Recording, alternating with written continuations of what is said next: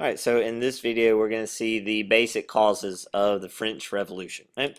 And it starts with poor leadership and the personhood of the royal family, King Louis XVI and his wife, Marie Antoinette. Now, Louis XVI was a member of the Bourbon dynasty, and he was just not good at being king. He had a weak personality. He was not decisive. He was easily manipulated, and he just lacked confidence. In fact, on the day of his coronation, he said, "Lord, help us, for we rule too young." He never really wanted to be king. You add to that mix his wife, Marie Antoinette. Marie Antoinette was not French, she was Austrian. If you remember last chapter, we learned that Maria Theresa managed to convince France to become the ally of Austria, and to seal the deal, she arranged for Marie Antoinette to marry Louis XVI. So she's not French, she's Austrian, traditionally France's enemy. And so the French people were already predisposed to not like her. And eventually there was rumors of infidelity, that she cheated on Louis, and there's no real proof of that, by the way. And then she ends up with a nickname, Madame Deficit, because she did love to spend her money, which is technically France's money. And that's not going to help as France goes into a deep financial crisis, particularly at the height of the famine, when you can't even buy a loaf of bread. And there's this queen from your hated enemy who's living in this big palace wearing fancy clothes and throwing parties. That's not going to go over well with the people. Perhaps even more important was just simply the way French society was set up. It was divided into three estates, three social classes. In the first estate, that was the clergy, right? And they were 0.5% of the population, yet they owned 10% of the land. So that's a lot of land in the hands of the very few, and they didn't pay any taxes. The second estate is the nobility. They're 1.5% of the population, but they own 25% of the land. Once again, proportionally, that's a lot of land in the hands of the very few, and most of the time they can get out of paying taxes as well, relatively 0% tax rate. So the third estate is everyone else. It's the commoners. That's everyone from your rich commoners to your upper middle class commoners to your poor peasant farmers to your craftsmen, right? As everybody else, right? And they're 98% of the population, but they only own 65% of the land. So you can see proportionally they own way less land than the other two estates, and they bear the majority of the tax burden. And on top of that, the commoners have very little political power, right? So they are growing increasingly frustrated. To put it in a little more visual terms, right? The green, that is the third estate, right? That's their percentage of the population. That's the percentage of the land they own, and that's the percentage of the taxes that they paid, right? And because of the ideas of enlightenment, which we'll talk about again in a second, just to review, they're 98% of the population. They really believe that they were the voice of the people, the general will, the social contract, yet they did not control the government and bore the majority of the tax burden. They didn't think that was fair. And you look in the third estate, even within the third estate, it's a bit divided. A part of the third estate is the bourgeoisie, the French middle class.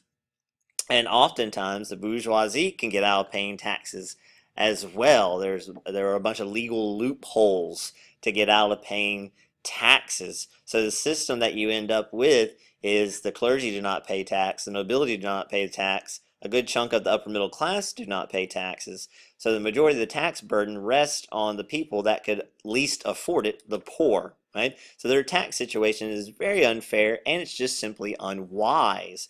The French government was not bringing in enough revenue in taxes because the nobility didn't pay tax, the clergy didn't pay tax, a good chunk of the upper middle class didn't pay taxes. That's only going to worsen the financial crisis.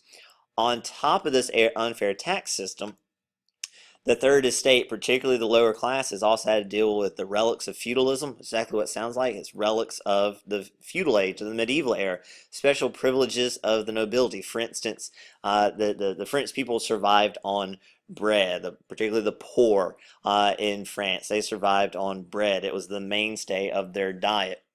Well, in many of the villages throughout France, the village ovens and the village mill where you grind your grain into flour was owned by the local nobility, and you had to pay a fee to use it. So not only are you paying taxes to the government, you're essentially paying taxes to the nobility, also, you had to tithe, right? There's a forced tithe given to the church. So the government taxes you, the nobility taxes you, and essentially the church was taxing you, but the nobility and the church don't pay any taxes at all.